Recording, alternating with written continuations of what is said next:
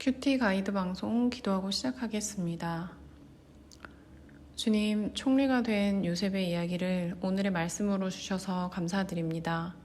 그의 이야기를 통해 오늘 우리가 믿음의 작은 한 걸음 주께로 내디딜 수 있도록 인도해 주시옵소서.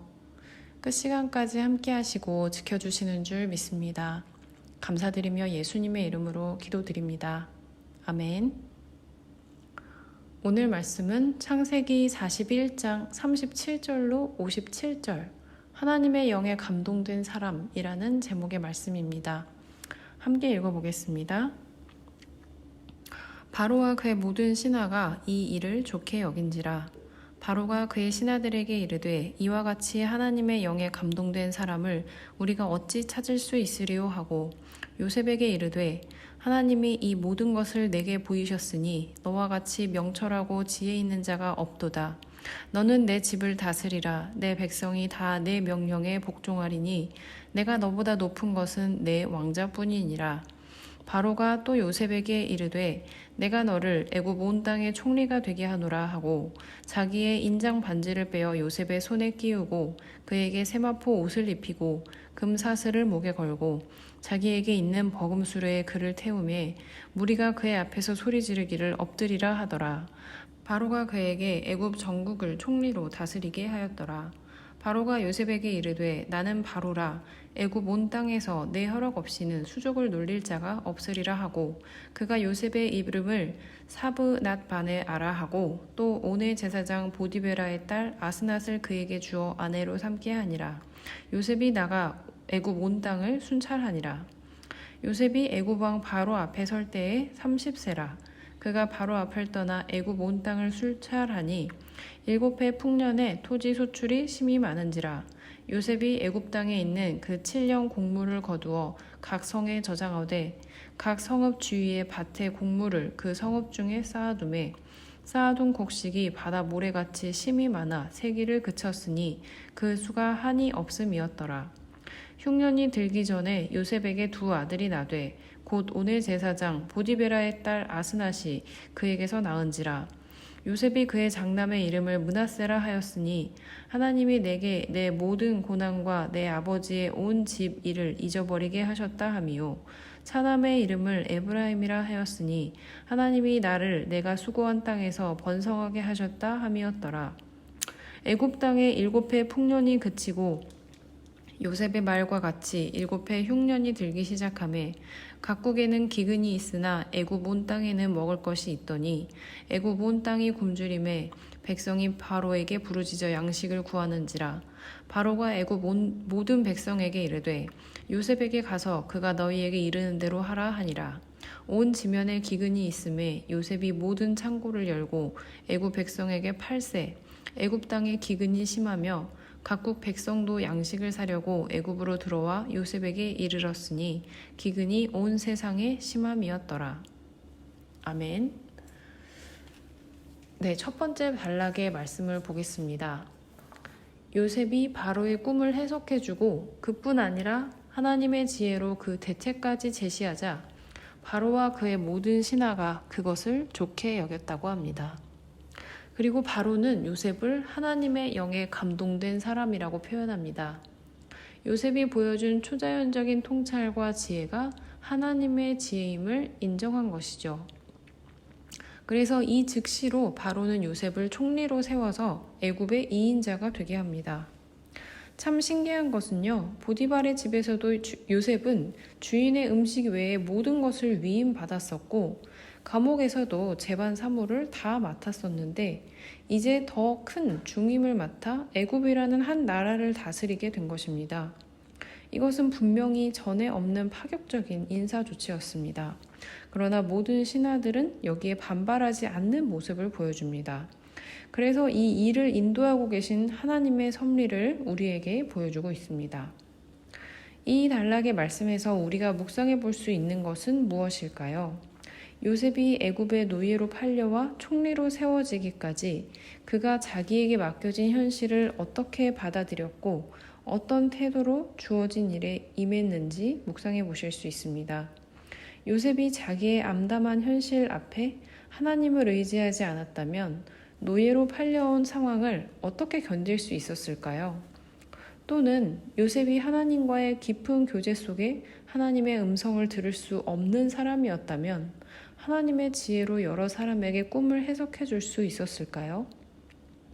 아니면 요셉이 바로의 꿈을 해석해주고 갑자기 총리의 자리에 올랐을 때 그동안 보디발의 집에서나 감옥에서 일했던 경험이 없었다면 총리라는 중직을 수행할 수 있었을까요?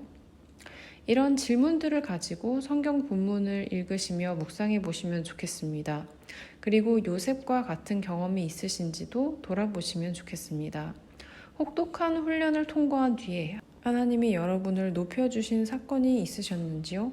그때를 떠올리며 하나님과 깊은 교제 나누시길 기도합니다. 두 번째 단락의 성경 이야기를 보겠습니다. 요셉은 17살 때 애굽으로 팔려와서 13년 동안 노예로 있었고 30살에 총리가 되었습니다. 히브리인들에게 30이라는 나이는 성인으로서 본격적인 활동을 시작하는 나이입니다.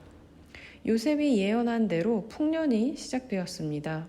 그래서 풍년인 처음 7년 동안 요셉은 곡식을 거두어 각 성에 쌓았습니다.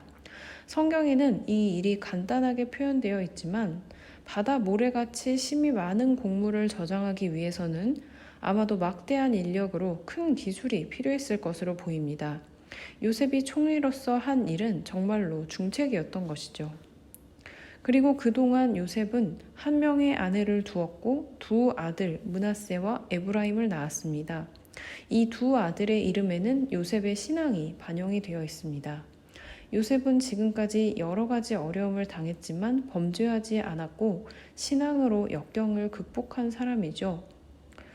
요셉의 가정생활이 기록된 것은 이렇게 믿음으로 어려움을 견디고 극복한 요셉에게 보상해 주시는 하나님의 섭리를 우리에게 보여주기 위해서입니다.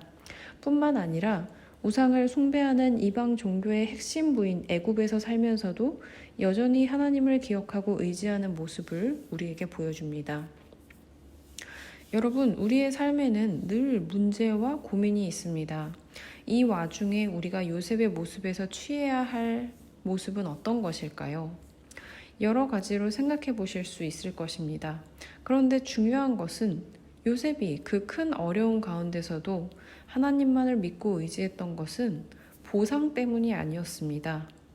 요셉이 하나님을 굳게 믿고 의지했던 것은 하나님께서 분명히 살아계시며 역사하시는 분이고 모든 것 위에 뛰어나신 전능하신 분, 세상을 창조하신 능력 있으신 창조주이시기 때문입니다.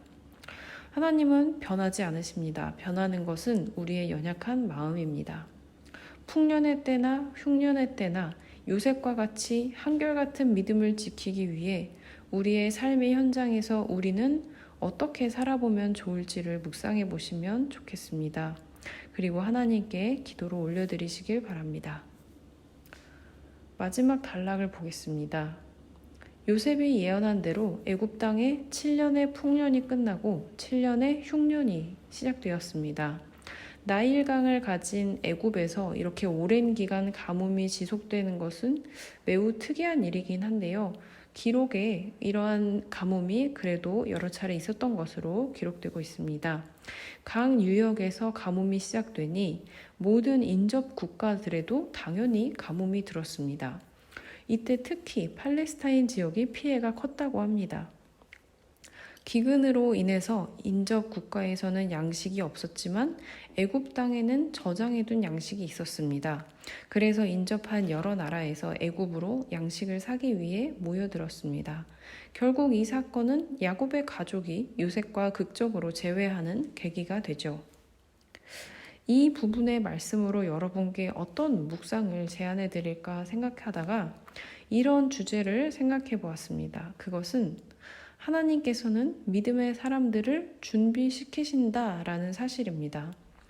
하나님과 교제하며 동행하는 사람은 요셉과 같이 어떤 상황을 만나도 하나님의 지혜로 해결합니다. 그래서 다름 아닌 사람을 살리는 일에 쓰임을 받게 되지요. 그래서 요셉은 하나님의 지혜로 예언했던 일들이 실제로 일어날 때 하나님의 지혜로 자신이 제안했던 해결책으로 또한 기근에 많은 사람을 살리는 그 그곳에 쓰임을 받는 것입니다. 여러분께서는 오늘 모두 예수 그리스도를 믿음으로 구원받은 하나님의 백성, 하나님의 사람들이신데 하나님께서 여러분 또한 하나님의 선하신 뜻에 쓰시기 위해 준비하고 계심을 믿으십니까? 믿으신다면 하나님께서 여러분을 어떤 상황에서 어떤 준비를 하게 하시는지 말씀을 반복해서 읽으시며 묵상해 보시면 좋겠습니다. 기도 가운데 주님께서 선하신 뜻을 보여주시길 기도하겠습니다.